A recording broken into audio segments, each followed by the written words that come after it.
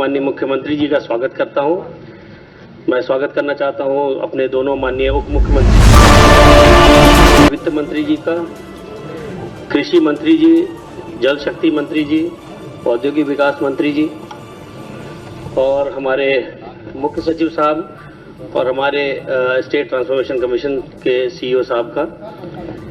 आज मुख्यमंत्री जी के नेतृत्व में सरकार के द्वारा लगातार 10वां बजट प्रस्तुत किया गया है और जैसा कि आप सभी लोग जानते हैं कि एक नया कीर्तिमान भी स्थापित हुआ है। आज का बजट जो है वो 9 लाख करोड़ से ज़्यादा का है।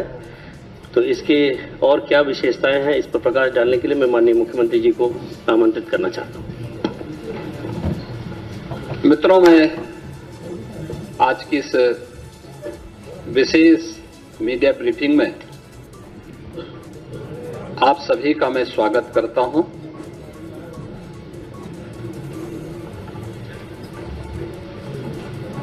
आज वर्ष 26-27 का उत्तर प्रदेश का बजट हमारे माननीय वित्त मंत्री जी के द्वारा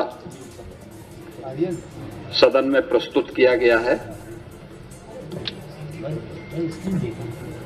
उत्तर प्रदेश ने पिछले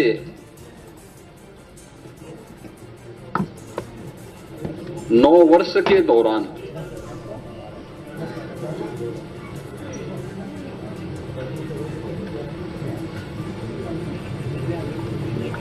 अपना परसेप्शन बदलने में जो सफलता प्राप्त की है,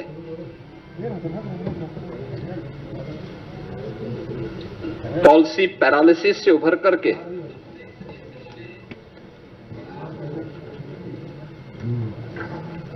परसेप्शन को बदलकर अनलिमिटेड पोटेंशियल के स्टेट के रूप में यूपी को प्रस्तुत किया है। आज का यह बजट उन्हीं भावों का प्रतिनिधित्व भी करता है। आपने देखा होगा कि 9 वर्ष में 3 गुना से अधिक उत्तर प्रदेश का यह बजट बढ़ा है, यानी 9,12,000 करोड़ रुपए से अधिक का अब उत्तर प्रदेश की सबसे बड़ी आबादी का यह बजट आज उत्तर प्रदेश के विधानमंडल में प्रस्तुत हुआ है। और अगर बजट की मैं थीम कहूं तो यह सुरक्षित नारी, सक्षम युवा,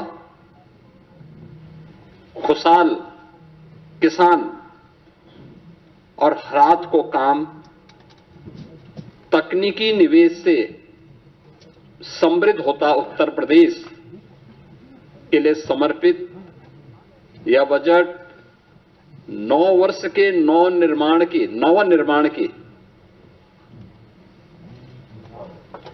एक नई गाथा को देशवासियों के सामने प्रस्तुत करता है। बजट की जो हाइलाइट्स हैं, जो आपने देखा है, इसमें 43,565 करोड़ रुपए से अधिक की धनराशि केवल नई योजनाओं के लिए इस बजट में उसमें प्रस्तावित की गई हैं। दूसरा, 2 लाख करोड़ रुपए से अधिक की राशि कैपिटल एक्सपेंडिचर के लिए है, यानी ये परिसंपत्तियों के नवनिर्माण में, इंफ्रास्ट्रक्चर के डेवलपमेंट में और इकोनॉमी की यानी अर्थव्यवस्था को सुदृढ़ीकरण करने में इसकी बड़ी भूमिका होती है और यहीं से रोजगार का सृजन भी होता है। ये रोजगार सृजन में भी एक बड़ी भूमिका का निर्वहन करता है। ये बजट का मुख्य हाइलाइट्स है। आपने इस चीज को बजट में देखा होगा। बजट भाषण जब वित्त मंत्री जी पढ़ रहे थे तो उस समय भी आपने इस बात को गौर किया होगा कि बजट में जो हमारी एफआरबीएम की सीमा है, यानी पिछले 9 वर्ष में ये हमारी सरकार का 10वां बजट है। और पहली बार हुआ है जब किसी मुख्यमंत्री को 10वां बजट प्रस्तुत करने का अवसर प्राप्त हुआ है यूपी जैसे राज्य में। इससे पहले कभी नहीं हुआ। दूसरा है कि इन 9 वर्षों में एक भी टैक्स नहीं लगाया गया। तीसरा है यूपी के अंदर जो भी कर चोरी थी, लीकेजेस थे, इन सबको रोक करके कुशल वित्तीय प्रबंधन के माध्यम से बेमारू राज्य से उत्तर प्रदेश को भारत की अर्थव्यवस्था का एक ब्रेक थ्रू के रूप में प्रस्तुत करते हुए रेवेन्यू सरप्लस स्टेट के रूप में प्रस्तुत करने में सफलता प्राप्त हुई है। 2017 में जिस राज्य में ऋणग्रस्तता थी और वह उसकी 30% से अधिक थी, उसे घटा करके हम लोगों ने अगले ही 2-3 वर्षों के अंदर 27% में लाने में सफलता प्राप्त की थी। लेकिन 3 वर्ष का जो कोविड कालखंड था, इसके कारण यह सीमा बढ़ी थी। हम इसे फिर से 27% में लाने में सफल हुए हैं और हमारा इस वित्तीय वर्ष में यह लक्ष्य है कि हम इसको 23% तक लेके आ जाएं। यानी जो रिजर्व बैंक ने तय किया है कि किसी भी राज्य की जो कुल जीएसडीपी होगी उसकी 30% से अधिक ऋण उस पर नहीं होना चाहिए। उत्तर प्रदेश देश के उन राज्यों में है जिस राज्य के पास जो भी एफआरबीएम की सीमा तय की गई है उसके अधीन उत्तर प्रदेश ने अपने वित्तीय प्रबंधन को रखा है और उत्तर प्रदेश की ऋणग्रस्तता उसी के अधीन उत्तर प्रदेश के अंदर देखने को मिल रही है।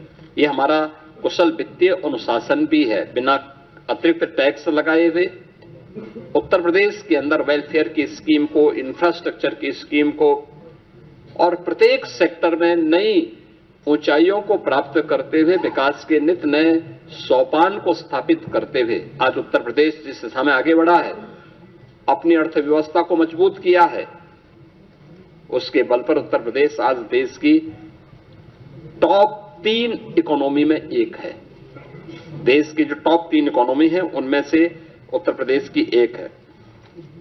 हम लोगों ने उत्तर प्रदेश जैसे राज्य को, हमने देखा होगा कि उत्तर प्रदेश में अब अनएम्प्लॉयमेंट जो रेट है इसको हम 2.24% तक के नीचे लेके आने में सफल हुए हैं।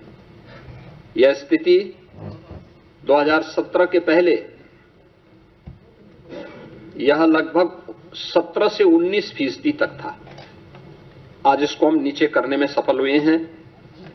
जॉब लेड ग्रोथ को लेकर के हम लोगों ने इस पूरे बजट की जो हमारी सोच है, युवाओं के प्रति समर्पित भाव के साथ जो भी ग्रोथ हो वह उनके एम्प्लॉयमेंट को लेकर के भी हो और युवाओं के एम्प्लॉयमेंट पर विशेष रूप से ध्यान देते हुए एमएसएमई, स्टार्टअप, ओडीओपी और स्थानीय उद्यमियों को विकसित करते हुए बृहद निवेश की नई योजना के साथ उत्तर प्रदेश को इन्वेस्टमेंट डेस्टिनेशन के साथ एम्प्लॉयमेंट जनरेटर के रूप में भी एक बड़ी भूमिका के साथ आगे बढ़ाने का तय। और इसके लिए आपने बजट में इन चीजों को देखा होगा, कैसे उत्तर प्रदेश ने अब उस दिशा में कार्य करना प्रारंभ किया। इमर्जिंग टेक्नोलॉजी को लेकर के आज जो बड़ी घोषणाएं हुई हैं, उन बड़ी घोषणाओं में जो बहुत महत्वपूर्ण सेक्टर है कि उत्तर प्रदेश सरकार जहां पे चल रहा है, आपने देखा होगा उत्तर प्रदेश राज्य में हमेशा इस बात को देखने को मिलता था कि अलग अलग विभाग अलग अलग समय में अलग अलग डाटा प्रस्तुत करते थे। हमारी सरकार ने तय किया है कि हम यूपी के अंदर एक स्टेट डाटा अथॉरिटी का गठन करेंगे। स्टेट डाटा अथॉरिटी या उत्तर प्रदेश के अंदर रियल टाइम डाटा और उसकी रियल टाइम मॉनिटरिंग के साथ साथ उसके लिए भविष्य की योजनाओं को आगे बढ़ाने में भी एक बड़ी भूमिका का निर्वहन करेगा। बजट की जो हाइलाइट्स हैं उनमें से ये भी है।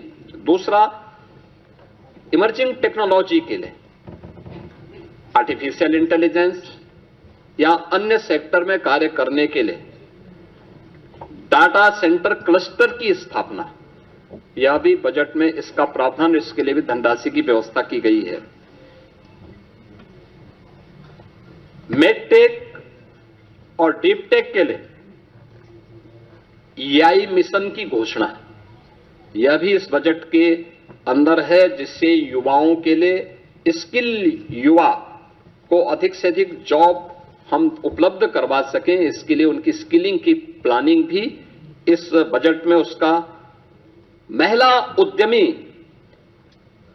उत्पाद और विपणन केंद्र के रूप में उसे विकसित करना, सी मार्ट के रूप में लोकल स्तर पर SHGs के माध्यम से उन महिलाओं को प्रोत्साहित करने के लिए एक बड़ी घोषणा ये भी है, जिसमें स्थानीय स्तर की महिलाएं SHGs के माध्यम से जो अपना लोकल गांव में, शहरी क्षेत्र में अपना प्रोडक्ट बनाती हैं, महिला स्वयंसेवी समूहों को प्रोत्साहित करने के लिए स्कीम एक महत्वपूर्ण भूमिका का निर्वहन करेगा। City economic zone SCR, Kashi Mirzapur economic zone, Prayagraj Chitrakoot economic zone, Kanpur Jhansi economic zone, ये क्लस्टर डेवलप करने की एक नई कार्रवाई को आगे बढ़ाने के लिए भी बजट में प्रावधान किया गया है। और ईज ऑफ डूइंग बिजनेस के बाद जन विश्वास सिद्धांत, देखिए बहुत महत्वपूर्ण बात है यह जन विश्वास सिद्धांत, ईज ऑफ डूइंग बिजनेस। हम 17 में जब आए थे, यूपी का ईज ऑफ डूइंग बिजनेस में जो रैंकिंग थी वह लगभग 13-14 पे रैंकिंग थी हमारी। हम लोगों ने पहले 3 वर्ष के अंदर इसको नंबर 2 पर लाने में सफलता प्राप्त की। फिर यूपी ने चीफ अचीवर स्टेट के रूप में अपने आप को स्थापित किया। अब हम जन विश्वास सिद्धांत के रूप में निवेश करने वाले निवेशक को सिंगल विंडो सचमुच दिखाई दे, इसके लिए उन सभी चीजों में रिलैक्स करना, रजिस्ट्रेशन, लाइसेंसिंग आदि की कार्रवाई को अधिक सरल और सहज बनाने के लिए हमें इस दिशा में आगे कार्य कर, इस दिशा में इसको अब लागू करने की दिशा में यूपी आगे बढ़ा है। प्रदेश में डिजिटल एंटरप्रेन्योरशिप योजना, इस स्कीम को भी यूपी ने आगे बढ़ाने की दिशा में इस बजट में इस पर कार्य किया है। लेकिन इन सभी पर हमें सफलता तब मिली है जब प्रदेश के अंदर उस प्रकार के वातावरण को बनाने में हमें सफलता प्राप्त हुई। खासतौर पर उसके लिए प्रयास किए गए रूल ऑफ लॉ, यही रियल ग्रोथ है, यही उसकी गारंटी है। यानी rule of law real growth की गारंटी है। हर व्यक्ति सुरक्षा की गारंटी चाहता है और वह गारंटी आज यूपी दे रहा है। सुरक्षा है, स्मार्ट पुलिसिंग है और त्वरित न्याय व्यवस्था, यह नागरिकों को भी और निवेशकों को भी, दोनों को सुरक्षित और एक भरोसेमंद वातावरण देने में एक बड़ी भूमिका का निर्वहन करता है। इससे प्रदेश में एम्प्लॉयमेंट क्रिएट हुआ है दोनों स्तर पर। अब कोई सोच सकता था यूपी में 50 लाख करोड़ रुपए से अधिक का निवेश के प्रस्ताव आएंगे? यूपी का मृतप्राय सा हो गया MSME सेक्टर फिर से ग्रोथ करके 3 करोड़ से अधिक नौजवानों के लिए नौकरी और रोजगार की संभावनाओं को विकसित करेगा। आज ये यूपी में संभव हो रहा है, आज ये यूपी में दिखाई दे रहा है, यूपी में हुआ है। और उसी दिशा में यह बजट इमर्जिंग टेक्नोलॉजी को फोकस करते हुए आज यहां पे प्रस्तुत किया गया है। इस बजट में कुछ अन्य सेक्टर को भी छुआ गया। अन्नदाता किसान,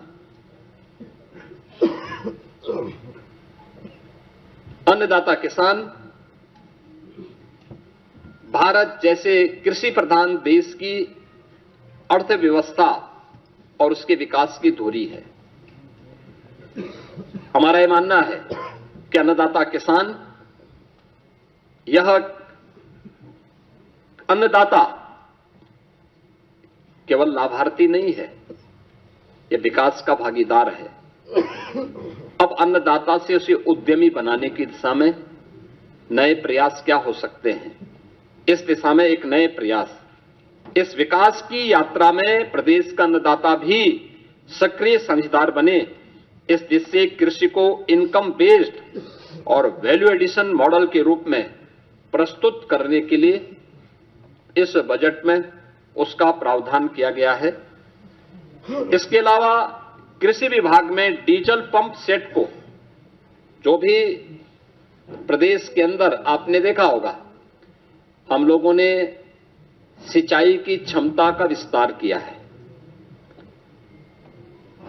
40 लाख के आसपास ट्यूबवेल ऐसे थे जिनमें से 16 लाख ट्यूबवेल जिनका इलेक्ट्रिफिकेशन पहले से था। हमने उन्हें फ्री बिजली की व्यवस्था की, लेकिन 23 लाख ट्यूबवेल्स ऐसे थे जो डीजल से संचालित हो रहे हैं। उन्हें फेज वाइज सोलर के साथ जोड़ने की एक बड़ी स्कीम के लिए हम लोगों ने इस बजट में घोषणा की है। ये सोलर पैनल क्लस्टर रूप में भी और इंडिविजुअल रूप में भी हम उसको आगे बढ़ाएंगे। पीएम कुसुम योजना का लाभ भी उसके साथ जोड़ेंगे और इसके तहत एक बड़ी स्कीम की घोषणा इस बजट में हुई है, जिसमें अनुसूचित जाति, जनजाति, महिला और लघु सीमांत किसानों को 90% अनुदान और अन्य किसानों के लिए 80% किसान, इसमें सब्सिडी की घोषणा हम लोगों ने की है। दूसरा है अंतर्राष्ट्रीय महिला किसान वर्ष 26 के तहत नाबार्ड नेप किसान के साथ एफपीओज हेतु भी एक रिवॉल्विंग फंड की व्यवस्था, यानी जो एफपीओज संचालित करते हैं उन एफपीओज के लिए भी उन्हें अतिरिक्त सुविधा और उसको फैसिलिटेट किया जा सके, इस दिशा से भी सरकार ने बजट में घोषणा की है। गन्ना के साथ ही तिलहनी और दलहनी अंतः फसली खेती, यानी अब तक होता क्या, हम एक फसल लेते थे एक समय में, गन्ना के साथ कोई दूसरी फसल नहीं ले पाते थे। इसके साथ भी उस दलहनी और तिलहनी फसलों को बोया जा सकता है, दोनों का लाभ होगा। लेकिन इससे पहले कुछ प्रगतिशील किसानों को हम लोगों ने प्रोत्साहित किया, लेकिन इस बजट में हम लोगों ने इसके लिए अच्छा प्रावधान किया है और यूपी के किसानों का जो प्रोडक्ट है वह एक्सपोर्ट हो सके, इसके लिए एग्री एक्सपोर्ट हब्स के रूप में हम लोगों ने नोएडा इंटरनेशनल एयरपोर्ट को विकसित करने की कार्रवाई आगे की है। इसमें उत्तर प्रदेश में कृषि और बागवानी उत्पादों की जो क्वालिटी है और उसका प्रोडक्शन है, इस दिशा में भी सरकार ने इस बजट में उसका प्रावधान किया है। वर्ल्ड बैंक के साथ हम लोग मिलकर के UP agrees platform, UP agrees के कार्यक्रम को आगे बढ़ा रहे हैं। हम लोगों ने इसके विस्तार की व्यवस्था भी की है और इसको एआई टूल्स के साथ जोड़ने की, यानी आर्टिफिशियल इंटेलिजेंस का उपयोग यहां पे कैसे हम कर सकते हैं, इसके बारे में भी एक बड़ी घोषणा इसमें की गई है। विश्व की सबसे बड़ी अन्न भंडारण योजना, इसमें उत्तर प्रदेश में इस बार हम लोगों ने बजट में 2 लाख मीट्रिक टन अतिरिक्त खाद्यान्न भंडारण की क्षमता विकसित करने का टारगेट भी तय किया है। यानी स्टॉक, यहां पे प्रदेश के अंदर वेयर हाउसिंग का निर्माण हो, बड़े बड़े गोदाम बने, इसके लिए विशेष सब्सिडी की व्यवस्था, इसके लिए हमारी पहले से पॉलिसी है। उस पॉलिसी के दायरे में जो भी निवेश करना चाहेगा उसको हम प्रोत्साहित करेंगे और ये इस भी स्कीम हम लोगों ने दी है। इसके अलावा पशुओं को बीमा सुरक्षा देने के उद्देश्य से मुख्यमंत्री जोखिम प्रबंधन और पशुधन बीमा योजना में भी हम लोगों ने एक प्रावधान किया है, जिसमें 85% तक जो प्रीमियम होगी वह सरकार देगी और सरकार ने उसके लिए व्यवस्था की है। प्रदेश में मछुआरों को बेहतर मूल्य दिलाने के लिए state of art wholesale fish mandi और फिश प्रोसेसिंग सेंटर के लिए भी धनराशि की व्यवस्था स्टेट में की है। लैंडलॉक्ड स्टेट में यूपी की प्रगति इस दिशा में देश के अंदर अग्रणी राज्यों में है और इस दिशा में उस जो कार्य करने की संभावनाएं हैं, इसमें वर्ल्ड फिशरीज प्रोजेक्ट सेंटर की स्थापना का भी एक बड़े कार्यक्रम को हम आगे बढ़ा रहे हैं, जिसको एक सेंटर ऑफ एक्सीलेंस के रूप में विकसित करने की कार्रवाई को भी व्यवस्था की है। 4 चीनी मिलों की क्षमता संवर्धन के प्रावधान को, जिसमें छाता मथुरा के अश्वनी और logistic hub, wearing house complex हेतु तो भी धनराशि का प्रावधान किया है और अन्य चीनी मिलों में भी इसकी व्यवस्था के प्रावधान किए गए हैं। मित्रों, बजट में अलग अलग विभागों के लिए सभी बजट प्रावधान में काफी वृद्धि की गई है। खासतौर पर जो बजट के प्रावधान हुए हैं, इसमें हमारा अवस्थापना और औद्योगिक विकास के लिए भी इसमें काफी वृद्धि हुई है। आगरा लखनऊ से हरदोई फर्रुखाबाद गंगा एक्सप्रेस वे की कनेक्टिविटी के लिए धनराशि की व्यवस्था की गई है। गंगा एक्सप्रेस वे से प्रयागराज, मिर्जापुर, वाराणसी, चंदौली, सोनभद्र तक यानी शक्तिनगर तक इसके विस्तार का घोषणा हुई है। गंगा एक्सप्रेस वे को मेरठ, हरिद्वार तक ले जाने के लिए भी बजट में घोषणा की गई है और पूर्वांचल लिंक एक्सप्रेस वे को यानी सोनभद्र के शक्तिनगर तक, चंदौली, गाजीपुर तक ले जाने के कार्यक्रम को भी हम लोगों ने आगे बढ़ाया है। यूपी बायोफ्यूल प्लास्टिक केंद्र को भी विकसित करने की कार्रवाई को हम लोगों ने आगे बढ़ाया है और एफडीआई फॉर्च्यून 500 के अंतर्गत आने वाली जो कंपनियां हैं, एफडीआई के लिए आने वाली कंपनियों के लिए भी विशेष प्रावधान हम लोगों ने इस बजट में उसकी घोषणा भी की है। इसके साथ ही एमएसएमई सेक्टर में काफी बड़ी संख्या में हम लोगों ने इसको प्रोत्साहित करने के लिए कार्य किया है और एक बड़ा घोषणा, हर जिले में स्किल डेवलपमेंट के एक बड़े केंद्र को, जहां से हम हब एंड स्पोक मॉडल पर उस कार्यक्रम को आगे बढ़ा सकते हैं। इसके तहत सरदार वल्लभ भाई पटेल एम्प्लॉयमेंट जोन, इसके लिए भी प्रावधान की घोषणा की है, जिसमें 50 एकड़ से लेकर के 100 एकड़ क्षेत्रफल के एक बड़े क्लस्टर में स्किल डेवलपमेंट कार्यक्रम के साथ ही अन्य कार्यक्रमों को भी लागू करने का एक विशेष कार्यक्रम किया गया है। वन डिस्ट्रिक्ट वन कुजीन योजना के अंतर्गत भी स्थानीय खाद्य पदार्थों की ब्रांडिंग की जा सके, इसको प्रोत्साहित करने का भी प्रावधान इस बजट में किया गया है और उनके लिए विशेष प्रावधान किया गया है।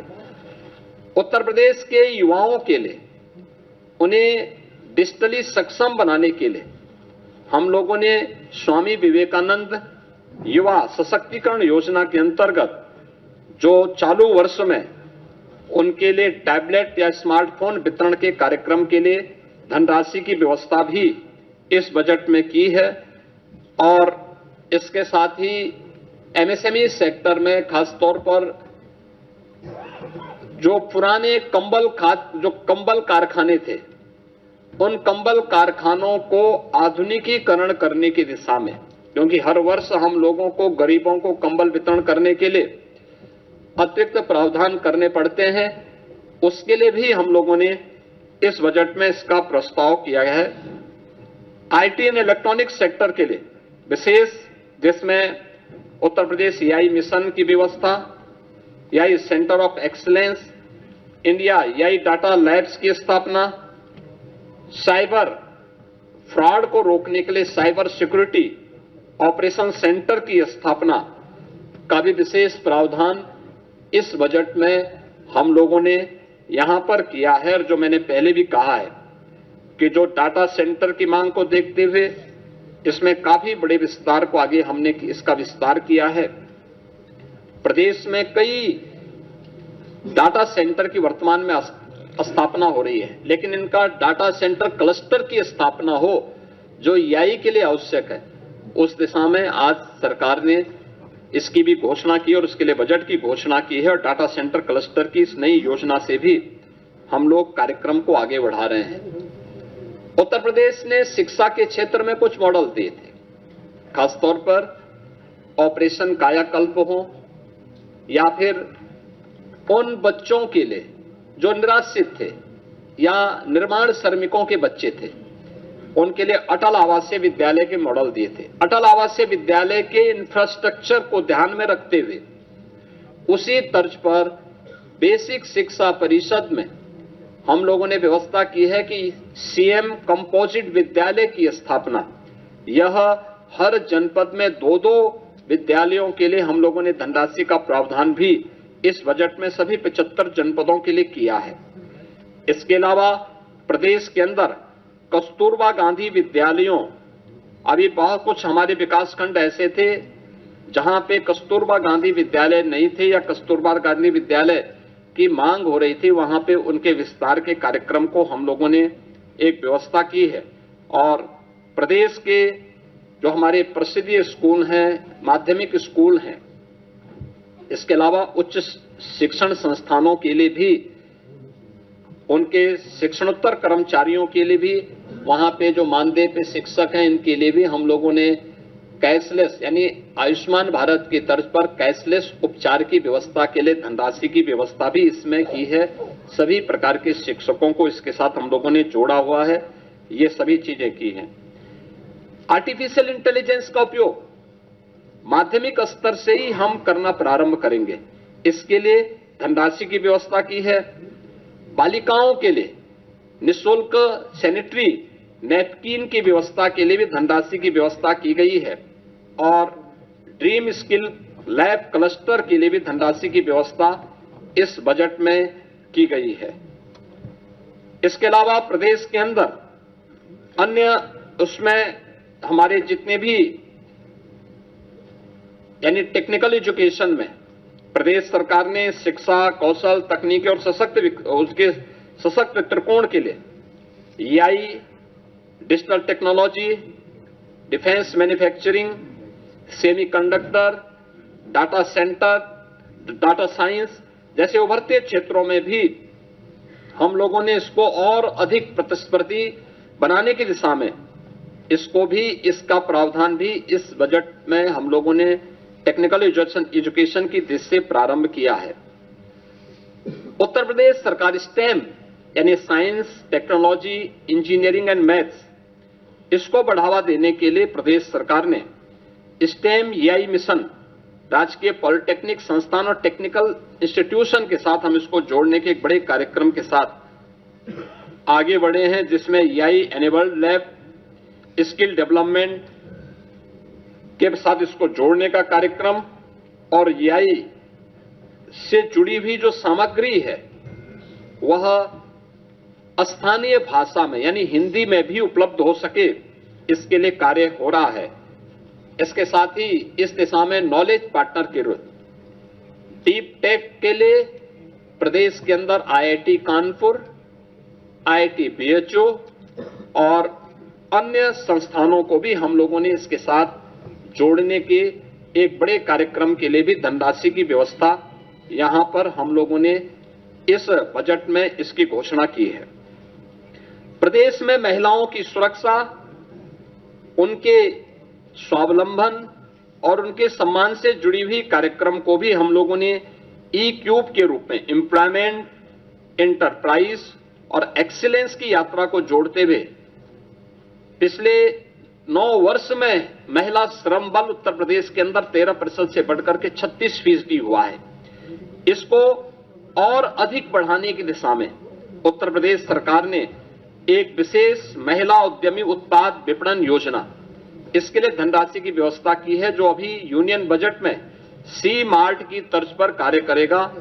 इसके अलावा महिला उद्यमी क्रेडिट कार्ड की योजना भी घोषित की गई है, जिसमें महिलाओं की आय बढ़ाने, लखपति दीदी के लक्ष्य को आगे बढ़ाने, ब्याज मुक्त पूंजी उपलब्ध कराने हेतु यानी उन्हें छोटी छोटी योजनाओं के लिए ब्याज पर किसी बैंक से या किसी ऐसे व्यक्ति से उनको ब्याज न लेना पड़े जहां वह कर्ज के नीचे दबे, उसे ब्याज मुक्त ऋण की सुविधा उपलब्ध हो सके, इसके लिए धनराशि की व्यवस्था की गई है। और कामकाजी महिलाओं के लिए हम लोग हर जनपद स्तर पर उनके लिए श्रमजीवी महिला छात्रावास का विकास का निर्माण कर सकें, इस दिशा में भी धनराशि की व्यवस्था की गई है। युवाओं के लिए एक अन्य प्रावधान इस बजट में किया गया है जो अत्यंत महत्वपूर्ण है, और वह है one commissionary, one divisional headquarter, one sports college, यानी 18 कमिश्नरी हेडक्वार्टर हैं उत्तर प्रदेश के अंदर। हर एक में एक स्पोर्ट्स कॉलेज भी होगा। उत्तर प्रदेश सरकार पहले से ही हॉकी के जादूगर मेजर ध्यानचंद जी के नाम पर हम लोग मेरठ में स्पोर्ट्स यूनिवर्सिटी का निर्माण कर रहे हैं, जो अप्रैल मई तक बनकर के तैयार हो जाएगा। उसमें सत्र प्रारंभ हो चुके हैं।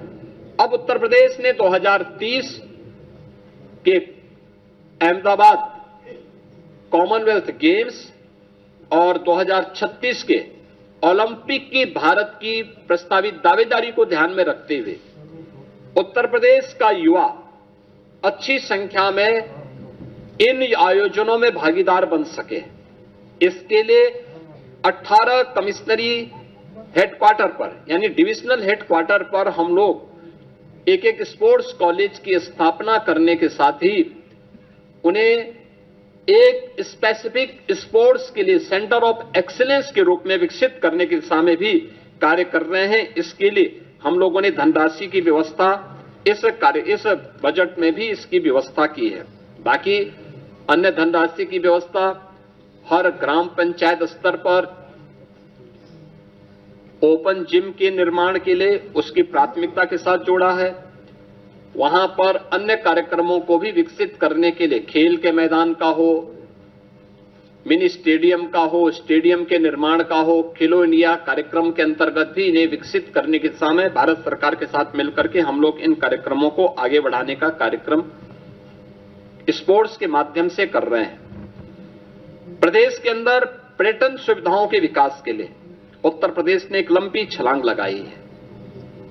2017 के पहले सुरक्षा का वातावरण नहीं था, अच्छा इंफ्रास्ट्रक्चर नहीं था, उत्तर प्रदेश का परसेप्शन देश और दुनिया के अंदर खराब होने के कारण यहां पे न पर्यटन सुविधाएं थी और न ही उसके विकास के लिए सरकार की रुचि थी, न सुरक्षा था, तो कोई आने का प्रयास नहीं करता था। 24-25 में 122 करोड़ पर्यटकों ने उत्तर प्रदेश के धार्मिक स्थलों की और अन्य हमारे जितने भी पर्यटन के केंद्र हैं अलग अलग, चाहे वो इको टूरिज्म के हों, हेरिटेज टूरिज्म के हों, एडवेंचर से जुड़े हुए केंद्र हों, इन सब में उन्होंने आकर के यात्रा की। पर्यटन अपने आप में एम्प्लॉयमेंट का भी एक बहुत बड़ा माध्यम है, ढेर सारा रोजगार का सृजन करता है। उन सब के लिए आज उत्तर प्रदेश ने एक नई व्यवस्था की है और बजट में भी हम लोगों ने इसका प्रावधान किया है कि हम लोग 1 लाख अतिरिक्त रूम जोड़ने के लिए जो हमारी पर्यटन की पॉलिसी है, इस पॉलिसी के अंतर्गत पीपीपी मोड पर इसको विकसित करने के सामने कार्य करेंगे। 50,000 नए होम स्टे के लिए भी हम लोग इस दिशा में कार्य करेंगे और महिला गाइड प्रशिक्षण के लिए भी लाइसेंस शुल्क को माफ करने यानी 10,000 का जो लाइसेंस शुल्क है उसको माफ करने का भी प्रावधान हम लोगों ने महिलाओं के लिए इस बजट में इसकी व्यवस्था की है। मित्रों, आप इस बात को जानते हैं कि स्वास्थ्य क्षेत्र में उत्तर प्रदेश ने पिछले 9 वर्ष में एक नई प्रगति की है, एक नया प्रयास किया है और इस प्रयास के अंतर्गत आप इस बात को देख सकते हैं कि जिस राज्य में पहले मात्र 36 मेडिकल कॉलेजेस थे, जिसमें से 17 से कम केवल गवर्नमेंट मेडिकल कॉलेजेस थे, आज उस राज्य में 81 मेडिकल कॉलेज, 2 एम्स और कई हमारे पास सुपर स्पेशलिटी के हॉस्पिटल्स वर्तमान में कार्यरत हैं। ये सुविधाएं और देश के अंदर सबसे अधिक 5,46,00,000 से अधिक प्रधानमंत्री जन आरोग्य योजना के अंतर्गत आयुष्मान कार्ड के गोल्डन कार्ड देने वाला राज्य यूपी है। सबसे अधिक गोल्डन कार्ड भी उत्तर प्रदेश दे रहा है। अब नेक्स्ट क्या? हमने टर्सरी केयर के रूप में अपने मेडिकल कॉलेजेस को विकसित किया है। कुछ मेडिकल कॉलेजेस इसमें विकसित हो रहे हैं। हर जिले के अंदर डायलिसिस की सुविधा निःशुल्क में उपलब्ध करवाने की कार्रवाई के साथ ही वहां पे रेडियोलॉजी की व्यवस्था, खासतौर पर एमआरआई, सीटी, कलर डॉपलर, डिजिटल एक्सरे, इन सब की व्यवस्था का प्रावधान जनपद स्तर पर करने की तैयारी के साथ ही नेक्स्ट स्तर पर इस बजट में देश का यह पहला सेंटर होगा जिसको हम SCPGI में करने जा रहे हैं। टर्सरी के बाद क्वार्टरली हेल्थ केयर सेंटर की स्थापना का एक बड़ा कार्य है, जिसके लिए हम लोगों ने पहले चरण में 250 करोड़ रुपए का प्रावधान इस बजट में किया है। और यह एक बड़ी घोषणा है यूपी की दृष्टि से, खासतौर पर जिसमें ऑर्गन ट्रांसप्लांट की दृष्टि से किसी भी प्रकार के उस अभियान को आगे बढ़ाने के लिए यह बहुत बड़ा सेंटर SCPGI इस कार्यक्रम को लेकर के आगे बढ़ाएगा। इसके साथ ही प्रदेश ने उन जनपदों में, जिन जनपदों में हमारे डिस्ट्रिक्ट हॉस्पिटल को हम लोगों ने मेडिकल कॉलेजेस के साथ संबद्ध किया है, वहां पे डिस्ट्रिक्ट हॉस्पिटल के कार्यक्रम को बनाने की एक प्रक्रिया तेजी के साथ आगे बढ़ सके, ये इसके लिए धनराशि की व्यवस्था की है। राष्ट्रीय वन हेल्थ मिशन के अंतर्गत राज्य वन हेल्थ मिशन के लिए भी धनराशि की व्यवस्था इसमें की है। और जो हमारे मेडिकल कॉलेजेज हैं, उन मेडिकल कॉलेजेज में छात्रावास का निर्माण हो सके, इसके लिए भी हम लोगों ने अतिरिक्त धनराशि की व्यवस्था की है। इसके अलावा प्रदेश के अंदर रोड सेफ्टी की दृष्टि से, रोड सेफ्टी के लिए आवश्यक प्रावधान करने के साथ साथ अगर कोई घटना दुर्घटना होती है, रोड एक्सीडेंट होता है या कोई आपदा आती है, उन स्थितियों में ट्रॉमा हमारा उतना ही सशक्त हो, इसके लिए ट्रॉमा के लिए भी नए ट्रॉमा सेंटर विकसित करने के लिए भी धनराशि की व्यवस्था सरकार ने इस बजट में इसके लिए की है। और प्रदेश के अंदर मेडिकल के सेक्टर में भी, हेल्थ सेक्टर में भी मिडटेक की स्थापना हो। इसमें AI, रोबोटिक आदि की हम सहायता से देश प्रदेश के दूर दराज के क्षेत्रों में भी सुविधा उपलब्ध करवा सकते हैं, नए जनपदों में उपलब्ध करवा सके। इसके लिए वर्तमान में हमारे 2 सेंटर ऑफ एक्सीलेंस, एक SCPGI लखनऊ में और दूसरा IIT कानपुर के साथ मिलकर के राज्य सरकार इसके लिए धनराशि की व्यवस्था की है और इसमें कार्य हमारा चल रहा है। हमने इसमें धनराशि की व्यवस्था भी की है। प्रदेश सरकार ने उच्च शिक्षा में बेटियों के लिए, खासतौर पर जो हमारी मेरिटोरियस छात्राएं हैं, उन बालिकाओं के लिए स्कूटी देने के कार्यक्रम के लिए भी धनराशि की व्यवस्था इस बजट में की है, जो बेटियों को सुगम यातायात के लिए और उस व्यवस्था को और सुगम बनाने में सरकार, यानी स्मार्टफोन, जो आपका जो है टैबलेट के साथ, स्मार्टफोन के साथ या स्मार्टफोन के साथ ये व्यवस्था अतिरिक्त उनके लिए वहां पे उपलब्ध करवाई जा रही है। इसके अलावा प्रदेश के अंदर हम लोगों ने दिव्यांगजन कल्याण के अंतर्गत स्कूल में या कोई ट्रेनिंग ले रही दिव्यांग छात्रा के लिए ट्राईसाइकिल यानी मोटराइज्ड ट्राईसाइकिल उपलब्ध करवाने के लिए भी एक व्यवस्था की है। प्रदेश के अंदर DDRC की स्थापना हो, दिव्यांग जनों के लिए उनके नजदीक के सेंटर में ही कृत्रिम अंग उपकरण वितरण के लिए स्क्रीनिंग और उपकरण वितरण हो सके, उनको ये सुविधा उपलब्ध हो सके, इसके लिए बजट में इसका प्रावधान किया गया है। 3 से 7 वर्ष के दिव्यांग बच्चों के लिए शिक्षण प्रशिक्षण के लिए डे केयर सेंटर की स्थापना के लिए भी धनराशि की व्यवस्था की गई है। और अन्य जनपदों की दृष्टि से, खासतौर पर कुछ जनपद हैं अयोध्या, मथुरा, झांसी, मुजफ्फरनगर, देवरिया, जौनपुर, जहां पे समेकित विशेष माध्यमिक विद्यालयों के स्थित दिव्यांग जनों के लिए विद्यालय होते हैं, इसके निर्माण की कार्रवाई को भी इसमें इसकी व्यवस्था इसके साथ की है। प्रदेश के अंदर यानी ये इस दिव्यांग बच्चों के प्रशिक्षण के लिए भी अन्य 9 जनपदों में भी गोरखपुर, वाराणसी, प्रयागराज, अयोध्या, लखनऊ, बरेली, झांसी, मेरठ और आगरा में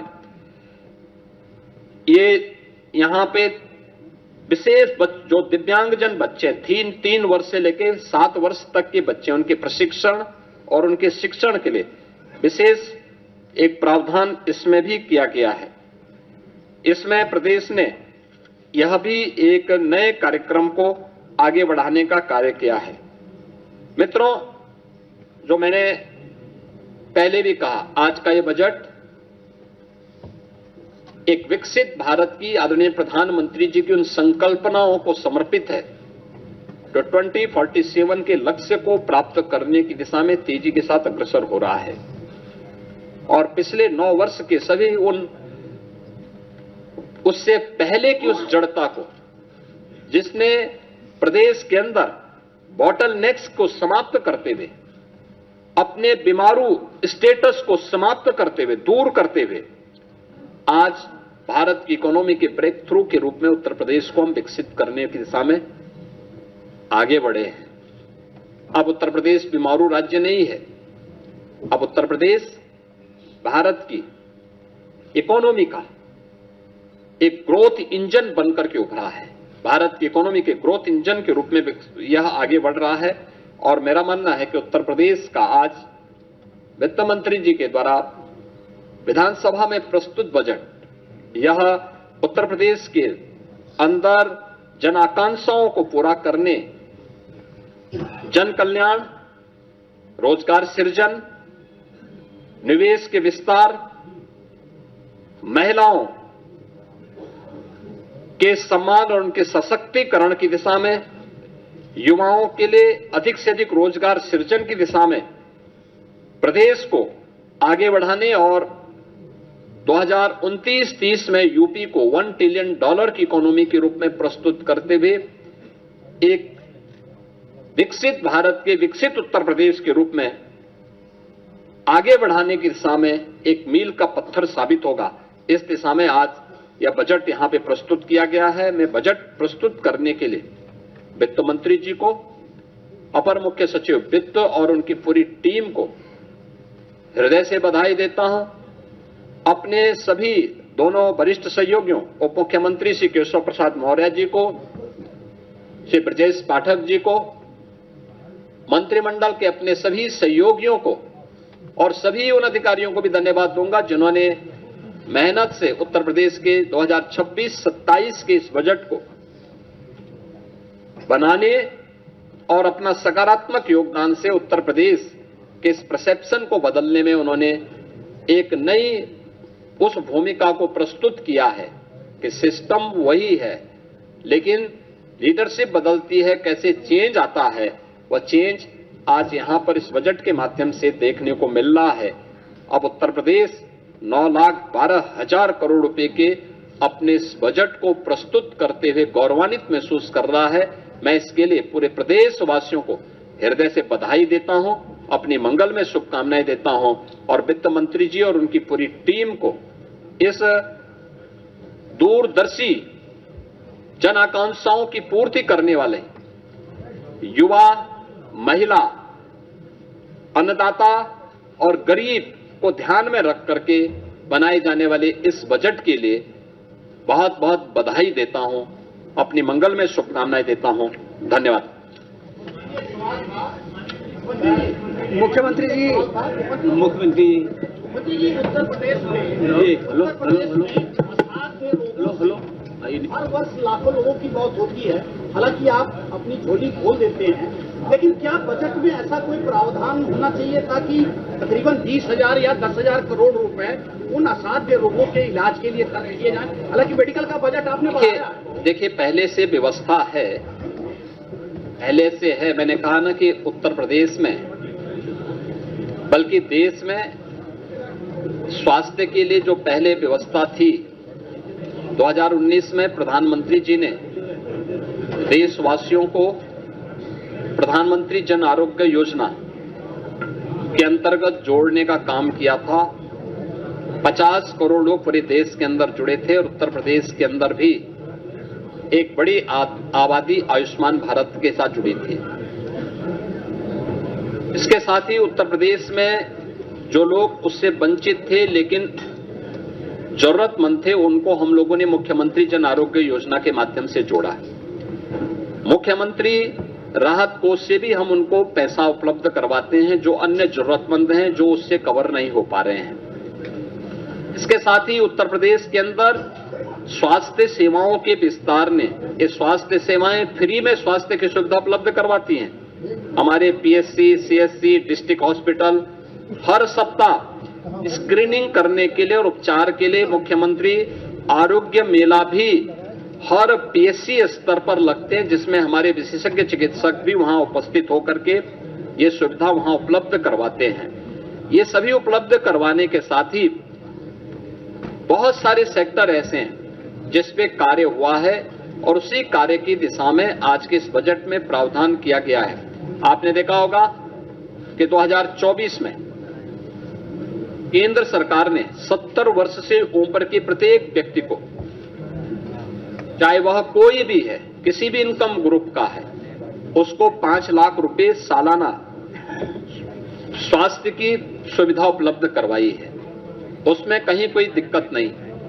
उससे नीचे के लिए भी प्रावधान किया गया है और उस दिशा में हम लोगों ने जो कैशलेस शिक्षकों को दिया है, अन्य जो हमारी आशा वर्कर हैं, आंगनबाड़ी है, एएनएम है, शिक्षा मित्र हैं, अनुदेशक हैं, इन सबको भी हम लोग उसके साथ जोड़ने जा रहे हैं।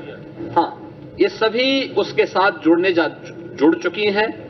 बाकी अन्य लोगों के लिए भी फ्री में उपचार की व्यवस्था भी है और मुख्यमंत्री राहत कोष से भी उनके लिए प्रावधान की व्यवस्था ने, आप 20,000 की बात कर रहे हैं, हम 5 लाख रुपए दे रहे हैं सुविधा में। इसमें मुख्यमंत्री जी